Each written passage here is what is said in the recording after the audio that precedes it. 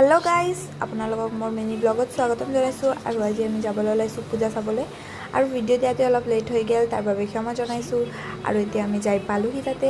আৰু এইজনী হৈছে মোৰ লগ আৰু আমি 4-5 জন আহিছিলোঁ তেওঁলোকক ভিডিঅ'ত উঠোৱা নহ'ল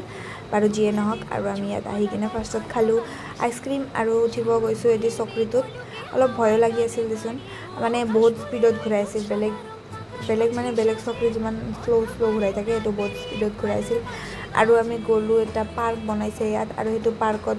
গ'লো আৰু ইয়াত বহুত ধুনীয়া মানে ভিউ এটা আছিল কিন্তু এইটো পানীটো জমা হোৱা পানীত মানে বটিং কৰাই আছিল এইবিলাক যিয়ে নহওক আমি মানে বটিঙৰ এক্সপিৰিয়েঞ্চ লবাই গৈছিলোঁ গাইছ